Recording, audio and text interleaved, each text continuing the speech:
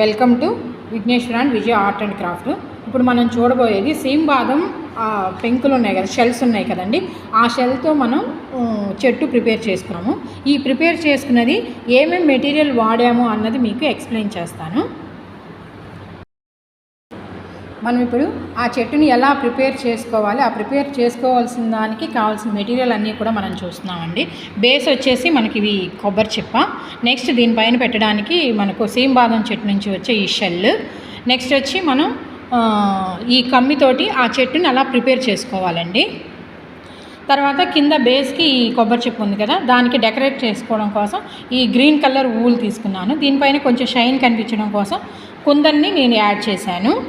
అలాగే మనం ఈ చెట్లు ఇవి కమ్మితో ప్రిపేర్ చేసుకున్న తర్వాత దానికి ఇలా వూల్ అల్లడం కోసం నేను టూ సైడ్ టేపు, దానికి ఇలా వూల్ని నేను రెడ్ కలర్ తీసుకున్నాను. మీ చాయిస్, ఏ కలర్ అయినా సరే మీరు తీసుకోవచ్చు. దీన్ని మనం ఇలా చుట్టేసుకోవాలి ఆ టేప్ తీసుకుంటూ.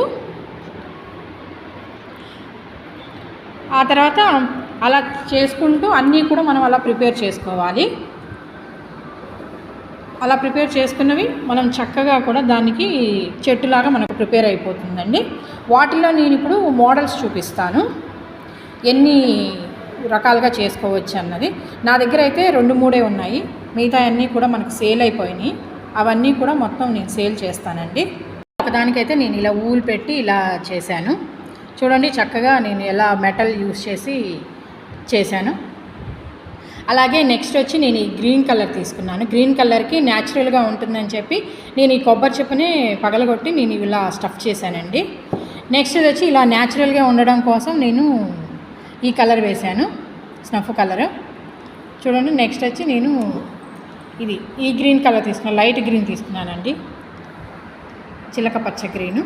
సో ఇలా అన్నీ కూడా మనం ఇలా ప్రిపేర్ చేసుకోవచ్చు. దీంట్లో ఇంకోటి ఏంటంటే, మనం ఈ షెల్స్ ఉన్నాయి కదండి, వీటిలో మనం ఇలా బర్డ్స్ కూడా పెట్టుకోవచ్చు అండి.